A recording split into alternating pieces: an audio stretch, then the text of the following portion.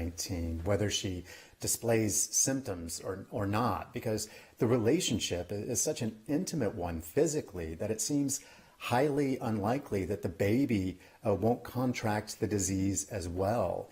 Despite the threat, though, both they're symptomatic or not, to continue to breastfeed, because the benefits of breastfeeding and skin-to-skin contact between mother and child substantially outweigh any risks associated with COVID-19 for the child. So it still isn't 100% certain that breast milk always remains completely free from the virus, but the evidence indicates that it's not really spread that way.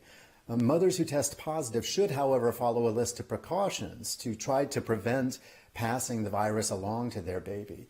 If this is an issue for you, I recommend really taking the time to read the much more extensive information posted on the WHO and CDC websites.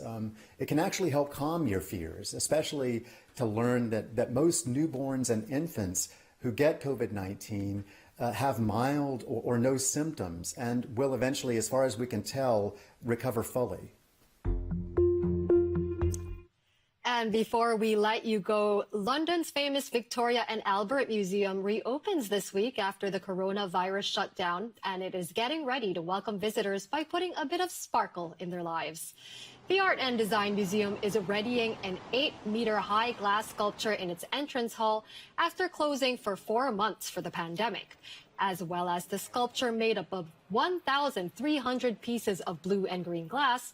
The museum will have ticketed time slots, hand sanitizer stations, and mask-wearing guidelines to make visitors feel safe.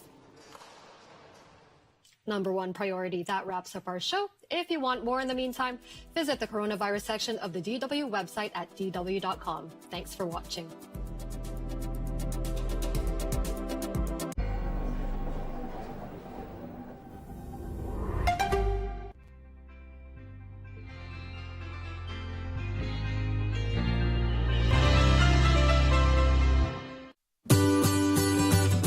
City TV is live on DSTV. Go to channel 363. On GoTV, access City TV on channel 182. On a digital TV, please press the menu button on the remote control and run a new search on your TV. Take note that without an antenna, you cannot access City TV on your television. City TV can be accessed on a free-to-air digital box like the GoTV and StarTimes box. City TV, it's your world.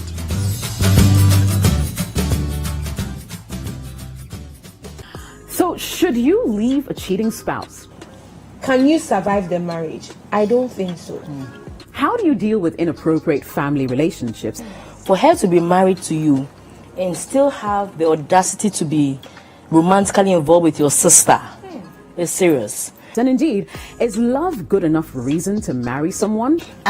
Your partner should yearn for you. Join my sisters and me as we break down the issues, address the problems, and stir up the conversations right here on City TV every Friday night at 9 p.m.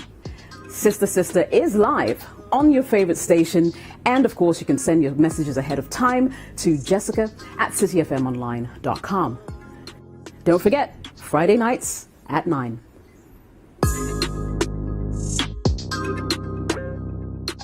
Precision, style, class, execution, talent. Congratulations to the top 20 contestants that made it to the main audition for Keyboard Idol. The question is, which of these 20 talents will be in the top 10 and ultimately become the Keyboard Idol? Catch the Keyboard Idol every Saturday at 7 p.m. only on City TV. Tune in to City TV and follow the conversation using the hashtag Keyboard Idol for updates or visit citytvonline.com. This amazing talent competition is sponsored by Asanka, powered by Tech Aid, and Santol Energy. Keyboard Idol is powered by City TV. The quest to find a keyboard superstar starts now.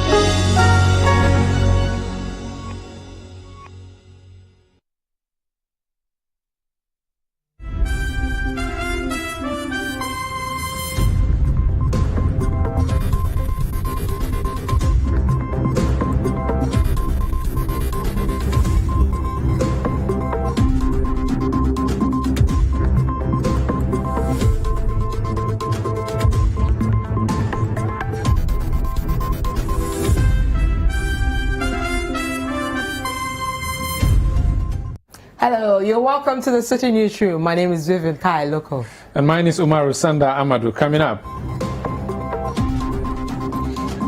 Electoral Commission to hold mop-up exercise on Saturday and Sunday to enable those who are able to register during the voter registration exercise to do so. President Akufo-Addo charged contractors working on School of Environment and Natural Science in Eastern Region for failing to meet deadline. 3 of the uncompleted facilities were awarded to certain contractors who regrettably still have not been able to complete them up to date. Authorities begin fixing non-functional traffic lights at Awoshi in the Ablekuma North Municipality following protests by residents of the area on Tuesday. It was only yesterday demonstration before they are coming to fix it. Doesn't mean the only language the top hierarchies in the country understand is demonstration. And later, as the country gears up for election in 2020, we look at the chances of the growing number of women who have joined the political race. I will encourage all women to be focused. Once it is your passion to go into politics, never mind what is said, just cock your ears and go ahead.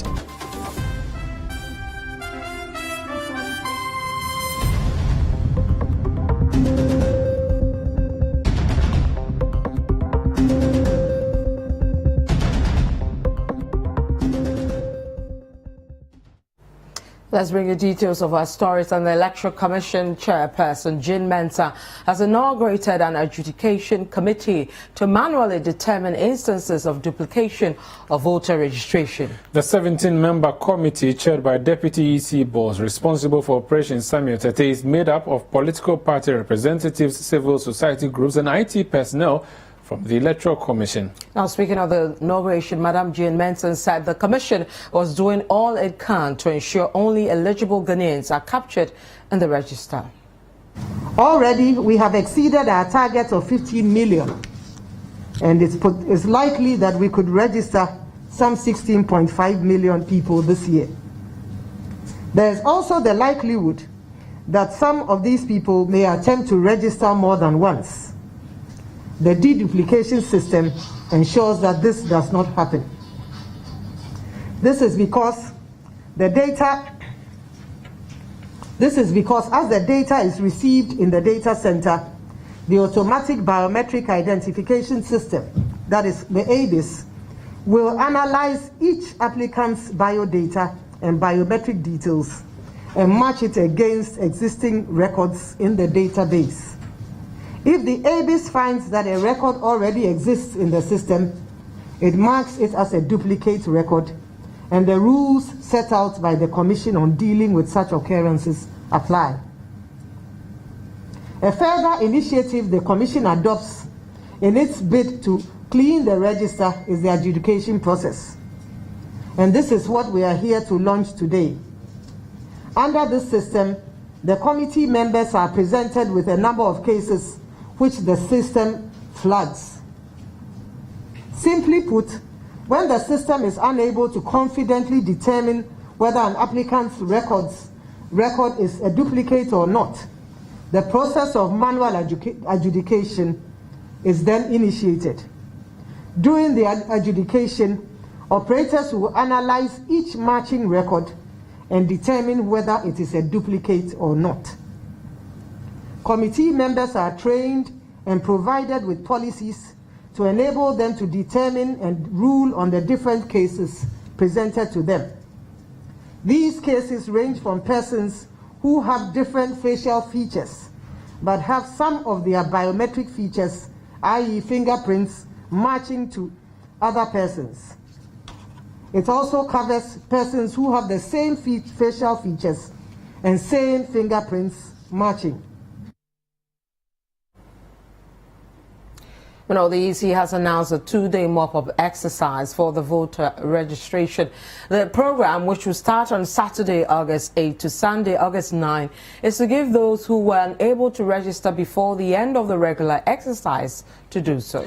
The mop-up registration will, however, be conducted only at the EC's district offices.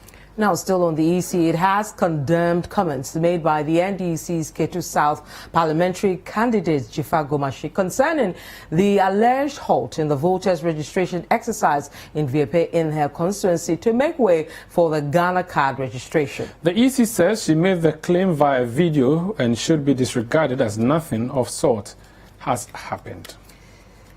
Meanwhile, the flag bearer of the National Democratic Congress, John Mahama, says the Akufo-Addo government has failed to deliver on its promises and must be voted out. He's accusing the MPP of engaging in propaganda when projects like the One Village, One Dam has not materialized. Mr. Mahama, who registered for the voter ID card at the Bole electoral area in the Savannah region on Wednesday, urged qualified persons to take part in the exercise to enable them vote come December.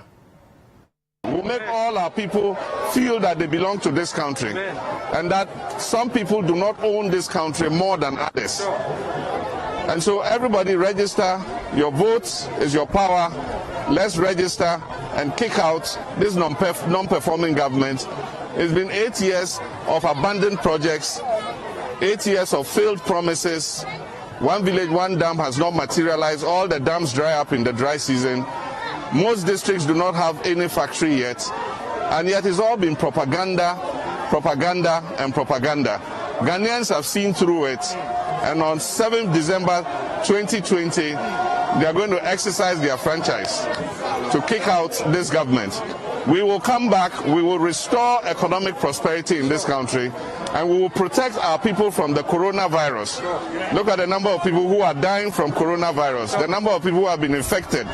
This government has failed in its coronavirus response.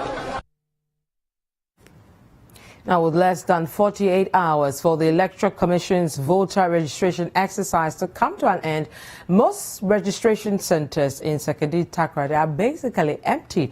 City News' Ekwesi Jeni visited the State Housing Registration Center at Ifeakuma near the site, so that the long queue that characterized registration centers earlier were not in existence, with just 2 people undergoing the exercise. In the Western region, the Electoral Commission created 237 clusters of registration centers for the new voter registration exercise. The exercise, which has just a day to end, witnessed long queues at many centers and complaints of intimidation, especially at the Elenble constituency, where the DC was accused of using military personnel to scare off registrants. I know the military gets involved in elections, yes, but on registration exercises, I mean, we are doing transfers. We've done all of that so many times. Military, armed with a gun, to visit. I mean, you have seen the reaction the first time the army visited the northern part of this district. People who work in those areas, some of them have not seen the army. They are in line quietly, peacefully, in the face of coronavirus, trying to protect themselves, and all of a sudden, here's an army, and they are not only there, they are armed. It's scary. The Elenble DC, who is also the NPP parliamentary candidate, denied these allegations. I think it's unfortunate that a member of parliament who has been part of this constituency for the past 12 years, who has been part of every registration exercise for the past 12 years, who knows the role that the military plays in elections in the country, will come up with such ridiculous allegations. And funny enough, when he was confronted here, he said, "Oh, that's Accra. He did it for Accra purposes. You have been here in this constituency the whole day. You have not had any military presence." Many registration centers in Sekedi Takrady have become empty. At the Amedia polling station in Ifeakuma, there was just 1 person in line when City News arrived. There were, however, no registrants at the State Housing Registration Center 2 at the Ifeakuma news site. Perry Mason shares his experience after registering. When I came to the polling station, there was no queue here. The place was quiet, and the people here were only the people who were registering the people. So our line was very simple. We registered. We went through the process, and everything is normal. Within less than 5 minutes, we finished the registration. So when we came, there were no people, there were no queue around here. The place was quiet, everything was orderly. Richard Aferi-Owusu is the registration officer for the State Housing Registration Center at the Fiekuma new site. The number is not as small as compared to the first 3 days. Yesterday, for instance, we were able to register 51 applicants. Then today, as at 10:31, we have registered 20 applicants. Yes, you are not seeing a long queue here today simply because for the first 2 days, we were able to register more people. Most of them came. Yes, so that's why you're not seeing the long queue here. And also what we'll be saying is that those who are still at home, who have not registered, should come and register. And so far, there has not been any challenges. Now, women have always been at a disadvantage, especially in Ghana's political environment. As the country gears up for election 2020, we focus on the women who will be contesting the parliamentary elections across the country. City News' Nashi Kasiza looks at some of the challenges they are likely to face and their chances of winning the elections. Although women constitute more than half of Ghana's population, men have since the founding of the country dominated the electoral space. The situation makes women's participation at all levels of decision-making very low. This means that critical decisions, which affect the lives of the over 51% of women in Ghana, are largely taken by men. Presently, only 38 of Ghana's 275 parliamentarians are women, while 19 of the over 100 ministers in the Akufo-Addo-led government are female. Executive Director of the African Center for Parliamentary Affairs, Dr. Rashid Jaman, believes political parties have played a major role in this imbalance. We haven't had situations where, like, the two major political parties haven't come out clearly to provide a lot of support to women candidates. Let me just use the example of Honorable Adwoa Safo. What we saw during the primaries, I think, was a very sad spectacle, I mean, in my personal opinion, because if there was any candidate who needed to be protected within the, I mean, that political group, I believe that such a person needed protection. We saw situations where it was denied, but there was some tacit protection for some particular seats. Honorable Delasoa has been the Member of Parliament for the Pando constituency in the Volta region for the past 8 years and will be vying for another term in the 2020 parliamentary elections. She opines that the hostile nature of the terrain does not inspire a lot of women to participate. I was severely contested. I mean, severely contested. It was like a whole gang up. I had 3 men contesting me, and a lot of things were done to ensure that I wasn't going to emerge the winner. I won what everybody thought I wasn't going to win.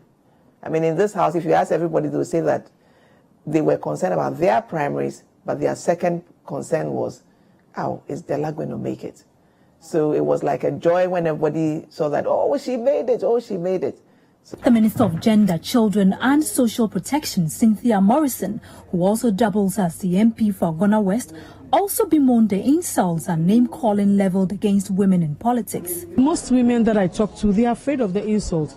And some of the insults are so bad that you wouldn't even want your children to hear that somebody said this to you. And if you have a family, you are considering your families. What's my husband going to say about this? What are my children going to say about this? But when it comes to the men, I don't know, because they are strong and they feel that when somebody insults them, they'll get people come at them. They don't. But I will encourage all women to be focused. Once it is your passion to go into politics, never mind what is said. Just cock your ears and go ahead. Rita Nao Dole Sowa is the first ever female candidate to contest the parliamentary seats in the Ladadekotopon constituency of the Greater Accra region. She will be contesting the seat on the ticket of the NDC after emerging victorious over 2 male contenders in the primaries. She shares her experience as a politician. You know, sometimes when you want to go into politics, family or relationship tries to stop you. At the time I was married and my husband wasn't here, he was outside the country. And so it was like he wasn't interested. So we had printed posters and everything that I was about to go into it, but he said no. So Evans Nimako and Elvis Efriye Ankwa are the directors of elections for the New Patriotic Party NPP and the National Democratic Congress NDC respectively. They have been speaking to me on what their parties are doing to promote the participation of more women in politics in Ghana. In the current parliament, the New Patriotic Party has 25 MPs who are female, and the NDC has 12. If you look back, Ghana has not met the threshold of, close to even 30% representation in parliament. You've never had that. But the New Patriotic Party has always put in place mechanisms to ensure that we have more female contesting. During the primaries, we slashed down the nomination fees by 50% for the women. So that in itself is a sign that we acknowledge and appreciate the challenges that they face. And going forward as a party, as we plan distribution of logistics, we'll definitely look at them. When we are planning campaign and outreaches, we would see how we'll allocate time such that we'll give them the necessary attention that they deserve. Dr. Rashid Jaman also outlined the importance of increased women participation in decision-making. When women are given a mandate, women have more kind of motherly tendencies and they tend to manage resources much better. Meanwhile, the passage of the Affirmative Action Bill, which will promote gender equality, has still not been passed despite assurances by successive governments. This has driven many individuals and civil society organizations to conclude that governments have been paying lip service to the issue of women empowerment. If you look at what is happening in West Africa versus other regions of the continent, for instance, East Africa, I think we are far behind the East African countries. And this is mainly because those countries have some form of quota or some form of affirmative action. Like you talk about Rwanda, you talk about Kenya, Uganda, Tanzania, all these countries have special seats, sometimes reserved for women. However, the two major political parties are at each other's throats, with each claiming to have done better than their opponents in women empowerment. I'm saying that Ghana moving forward, if New Patriotic Party sponsors 33 candidates, I don't know the numbers that the NDC is going to sponsor. And I can assure you, historical records show that NDC always file less women than NPP. That even as we've selected a woman running mate, not just any other woman, but a woman who was a first vice chancellor of a public university. Governing a university is no joke, and she comes with her own gravitas. So it's not just, as President Mahama said, it's not tokenism, but she's very qualified and competent in her own rights. The candidates, Dela Sowa and Rita Odoli Sowa, are all confident of winning their slots. I'm very confident that I will win the elections and I will come back to Parliament. I did the women empowerment, giving them skills training.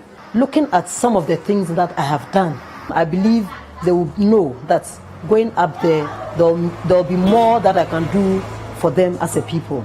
Sheila Battles is contesting the Ablekuma North seat on the ticket of the NPP and says she's positive of winning.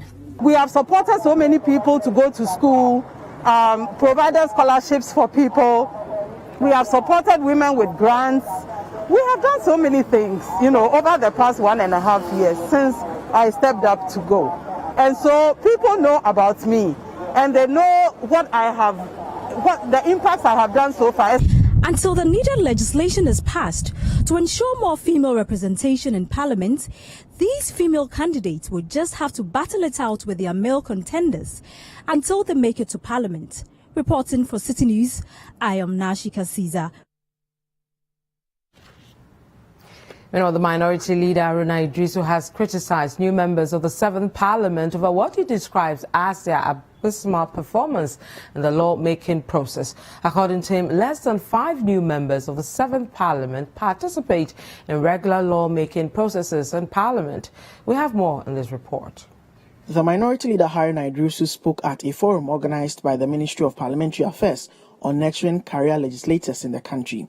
In his contribution to the discussion, the Tamale South MP shared his assessment of the performance of first-term MPs with regards to the drafting of legislation. If you were to ask me as Haruna Idrisu, a minority leader, to make an assessment, even when it comes to legislative drafting, I cannot count more than 6 to 10 members of parliament, particularly even the young ones that you call newcomers. I probably can narrow to only 5 newcomers who are interested in the rudiments of lawmaking daily. One of the factors beyond monetization which has contributed to the high attrition rate of members of parliament is the conflicting role of the member of parliament, one as lawmaker versus a development agent. When we go out there and we make promises that that road will be constructed, that water will be provided, that medical clinic or facility will be provided, our inability to live up to it, the blame is no longer on government. On his part, the Majority Leader Osei Chairman Sabonsu said new MPs deserve more than 2 terms to gather experience in Parliament. Parliaments and parliamentarians have to be capacitated.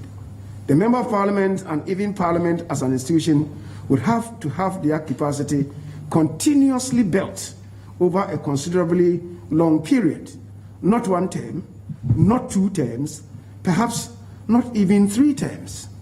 It is axiomatic that the longer one stays in Parliament, the better parliamentarian one becomes.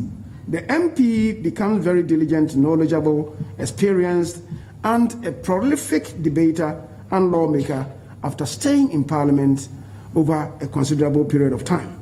On the floor of the House, a Deputy Minister of Education, Dr. Yao Osei-Aduchum, in answering questions in the House, said the double-track system at the senior high schools would be phased out. Implementation of the double-track system commenced in the beginning of 2018-19 academic year.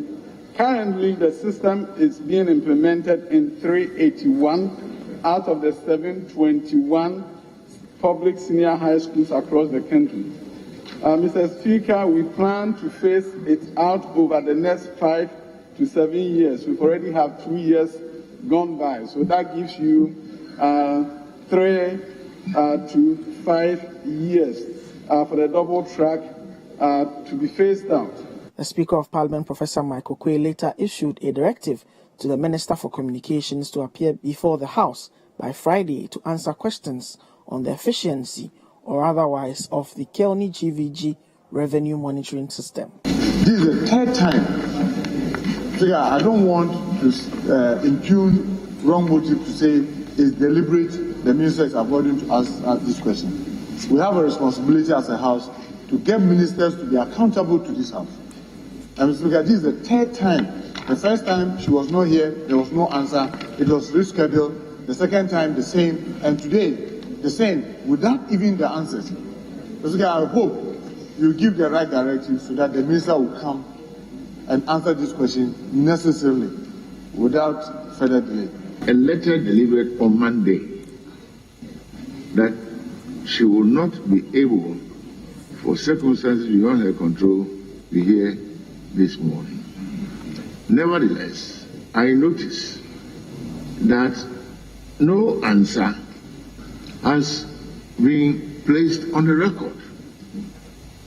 To cut a long story short, I direct that the minister must answer all the relevant questions and make herself available on Friday to answer the relevant questions. Reporting for City News from Parliament House, my name is Drew Clancy.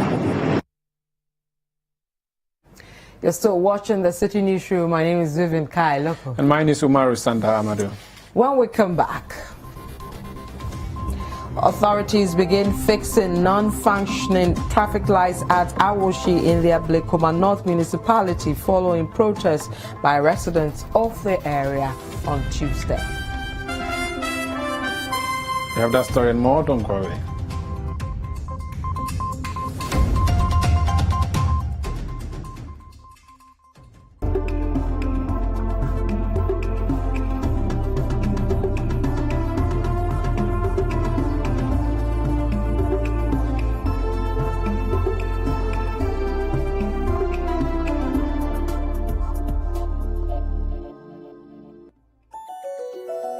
Rigworld Solutions, forging the frameworks of Ghanaian industry. Engineering solutions from the heart of Takrady, Kejebil. At Rigworld Solutions, we manufacture industrial bolts and nuts, fasteners, hoses and fittings for the extractive and petrochemical industries. World-class products with local expertise. Locate our factory in Kejebil of the Takrady Takwa Road. Call 0302-949917 or 0540-107504. Email enquiries@rigworldsolutions.com. Rigworld